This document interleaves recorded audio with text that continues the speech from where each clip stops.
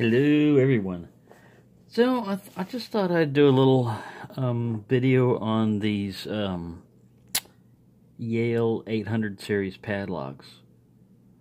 This particular one got me into collecting these lever locks. And you look at them and you would think that they are warded, but they're not. They're lever locks. And I've been trying to get into this one ever since I got it. It looks a lot better than when I got it. It was all dirty and everything, and I gave it a vinegar bath. And these went for like $66.30 per dozen back in 1917. So that's how much those guys were. Now I got another one, and you have to have it open in order for these pins to come out. And the reason being is this latch right here sits in on this little spring-loaded plunger. Now there's a plunger here, and there's a spring-loaded one here to push up against the bolt mechanism. And these are your different cuts in the levers.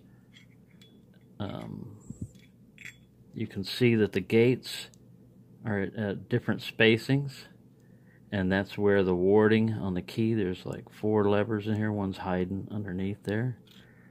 But there are 4 levers, and when those are lined up just right, it allows this piece to go forward just a little bit. You can see right here where the bar is blocking the way, but when all those little gates are lined up just right, it goes forward. Now when you're looking through the top and you're trying to pick it, these levers can get in your way and it's hard to figure out. But what you're trying to look for as far as picking is this particular, there's a piece right underneath here.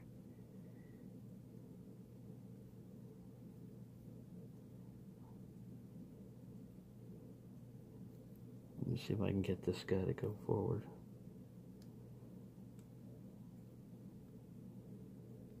Sorry, just a second. Let me pause this for a second.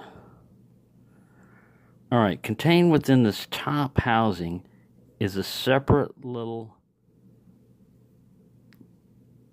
linked lever that links to this piece right here. As you can see, it's got a little track that it goes on to allow it to go forward. When it goes forward, this is what pushes your latch up on your lock, and this is what it's latching against, is this piece right here. So this guy is sitting down here and latched like that. He's clicked in like that, and when he's allowed to go forward, that clears the bolt, and it also gives the spring to kick this thing up. So that's why I say you've got to have this picked, because pushing these pins out is not going to do you any good. It's still going to be held in place by that up there. As far as bypassing it, it's not going to do you any good to push up against this because it's physically blocked by these levers. So you're not going to be able to bypass it by just going, kind of trying to ignore these levers and going straight through and trying to manipulate this thing at the bottom. All you can do is, there's a little piece up here, if you can see it. You've got to be able to see that from up in here. And once you can see that little piece down in there, I don't know if you can see it that well, you put something against it. You lever against it. And that's basically pushing, it's pushing this way against the lock. So you're coming back towards the rear. You can see these are offset. You're coming back towards the rear, and then it should be just a matter of manipulating the lever. You can push on one side or the other. You see that it's just a lever, so it doesn't matter if you're hitting the right side or the left side. As long as you're pushing these levers and manipulating them around, you may have to push the left side if you want to get one to go over this way. But anyways, if you manipulate that and you've got the tension just right going through here, And see, that's the problem. There's not much of an opening there, and you're having to go in here and push this down there, and then you're trying to lever sideways, and that's one reason why I haven't gotten this guy open, but I've gotten a better idea of how to do it. All these levers are in the way, but if you look down there, see if I can zoom this guy in. If you can see that little piece all the way down there, if I can get something like this pick or something else to hit against that and lever back this way towards me, then I should be able to have another one and manipulate that way. And this one's still kind of tight. There's some play, but there's not a lot. So I'm going against many years of this thing being locked in place too. So that can make it also more difficult. If you're ever looking for keys for a lot of times they have it stamped up here. And this is actually on the key itself, FD40. I don't have that one. Sometimes you'll find an FD4. You've also got to get them in the right size, because the ones that fit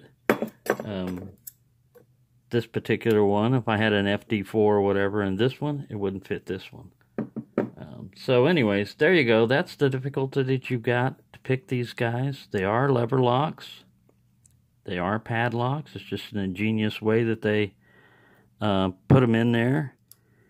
And it is possible to pick them. Sometimes you can get a warded lock that'll a warded key that will go in there and actually manipulate it just right and get them to open. I've got some that'll open with just a warded key. So maybe the bitting is kind of flat on it, or the at-rest state of these levers is such that they're almost lined up and you've only got to get one of them right. But as you can see, there's the lever stack there, and for them to be lined up, this guy's got to come over to the right, and that one's over there, and you can see some of those at their resting state right there, stacked one on top of each other. They're almost lined up, but that top one's got to be over. Anyways, I just wanted to show you that's one of these days I will get this guy open, I think. But in the meantime, that's what they are. So don't give up, you know, as far as if you've got one of these and you want to try to pick it open. But if I develop a tool, or if I figure out a way of getting in these easily, I'll let you know. But in the meantime, this one's nice to look at, but it's not open.